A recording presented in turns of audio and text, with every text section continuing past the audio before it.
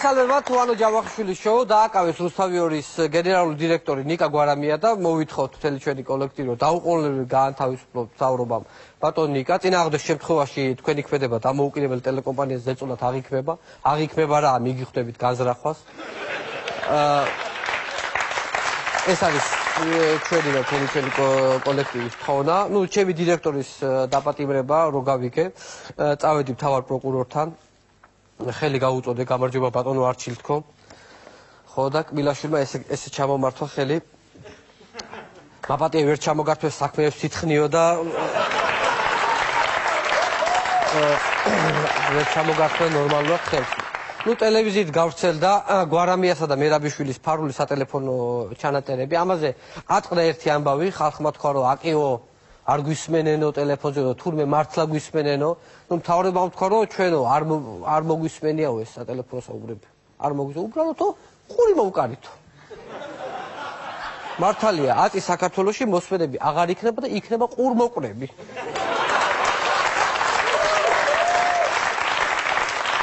თანაირად შევკითხეთ რა ამ სატელეფონო საუბარს რომ მოусმინე მივხვდი რომ მერაბიშვილმა იცოდა წინასწარ რომ უსმენდნენ აბა ასე გარკვევით ცხოვრებაში არ ვლაპარაკია ამადადია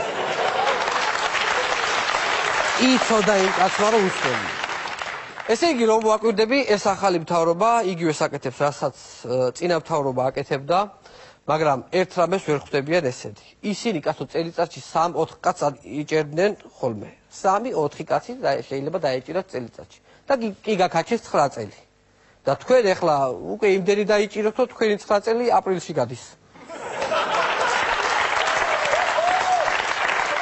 ცოტა მოუკელით ეს მილება მეთქვა საქართველოს ფინანსთა მინისტრმა საინტერესო განცხადება გააკეთა თქვენ თუ კითხეთ რუსთავიორის ფინანსურ დირექტორს რატო არ იხდიდა გადასახადებს მასწავლებლებს ხელფას ვერ უაძლევთ დეკემბერში იმიტომ რომ წინა მთავრობამ თქვენ ჩამოგაჭრათ 4 მილიონი ლარი აგვისტოს თვეში მართალია ბატონი ნოდა როგორი მომატებული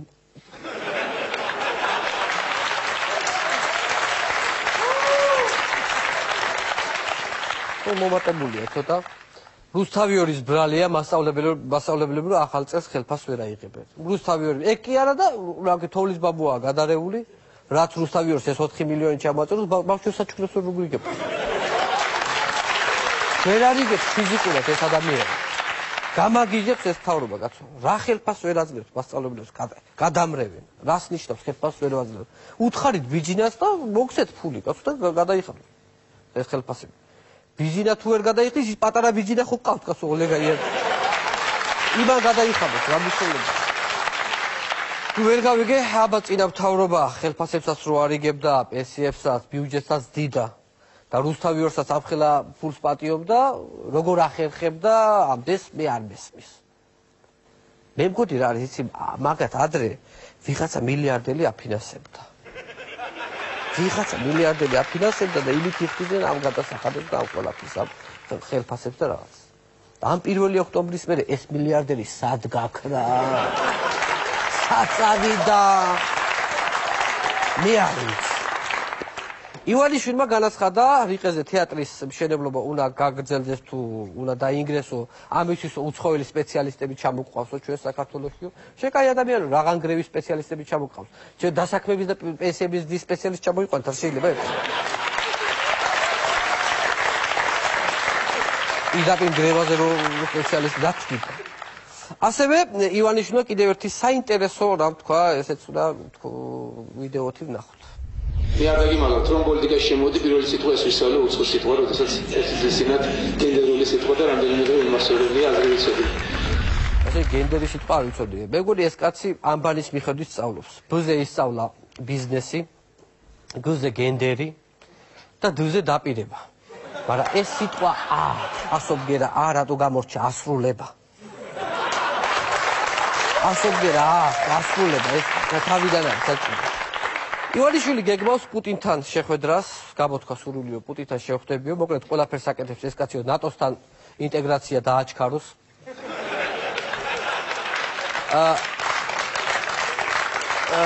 კიდევ ერთი ვიდეო გავრცელდა ბატონი პრემიერ-მინისტრის, რომელიც პრეზიდენტისთვის ქონების ჩამორთმევას ეხება, ესეც უნდა ვნახოთ.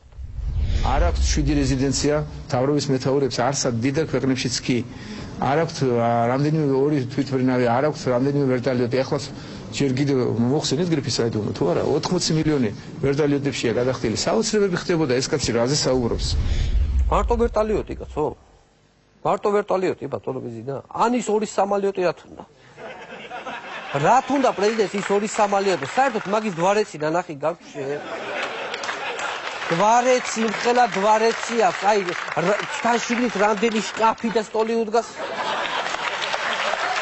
გამოტენილი შკაფი და სტოლები რა მხელა ხალადელნიკი აქვს თან სახში ხალადელნიკი სავსე აქვს ოტყებით და პირებით და ამი სოკებით და იმეებით разве это нормально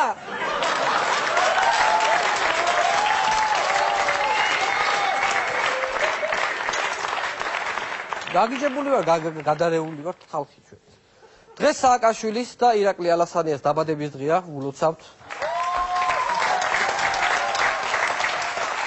მაინტერესებს ვინ რომელს დაუკარით და შეეხლა ეს რა საინტერესოა ნაციონალებმა სააკაშვილს ტორტი მიართვეს 45 სანთლით 45 წლის გახდა მიდი და ჩააქრევ ახლა და სააკაშვილმა თქვა რა უნდა ჩავაქრო ძლივს განაცდა ოთახი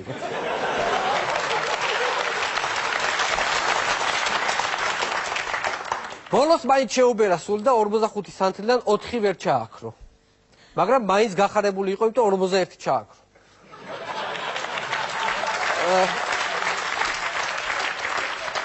ქუთაისში ვიზიტის დროს სააკაშვილს ხალხის ნაწილი პროტესტით დახვდა და გაიმართა ჩხუბი უყურეთ ალბათ ეს კადრები და რო ვაკვირდები მივხვდი რომ ეს ქვეყანა კი არა ტატამია ტატამი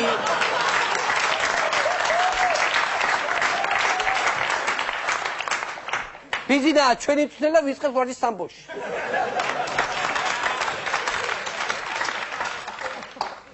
ამ ჩხუბში ის ქალი უფრო კარგად ამბობს მე ვერ დავუკვირდი ამ ჩხუბში პოლიცია საერთოდ არ ჩარეულა რომ ეს ხალხი გაეჩერებინა ახალი კანონი ქონია თურმე პოლიცია პოლიტიკურში და პირადულში აღარ ერევა ბოლოს ეს ადამიანები მიშას გაეკიდნენ და დარბოდა სააკაშვილი თავის გაკეთებულ ქუჩებში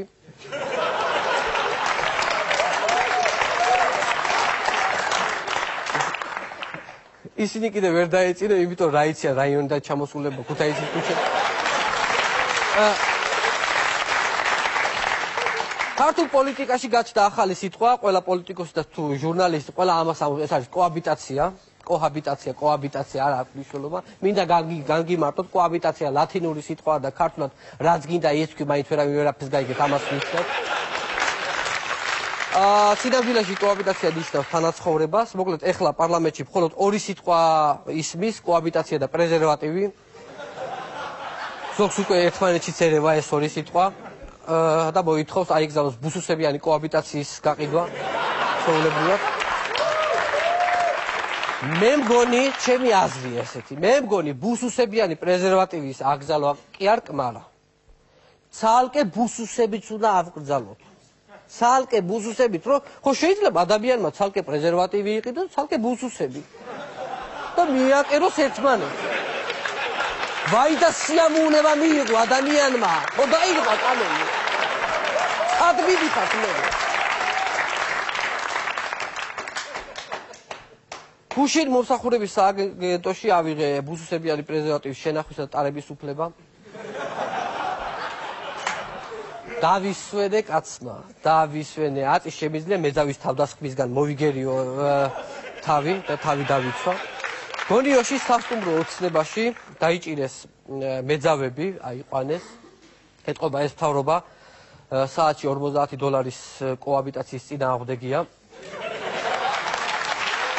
ფათაშორის მე ვიყავი მისული სასტუმრო ოცნებაში, მაგრამ გამომაგდეს, თუ აგი ნაციონალი ყოფილაო. დღეს 2012 წლის 21 დეკემბერია, ანუ უნდა მომხდარიყო სამყაროს დასასრული, მაგრამ უამინდობის გამო გადაიდო.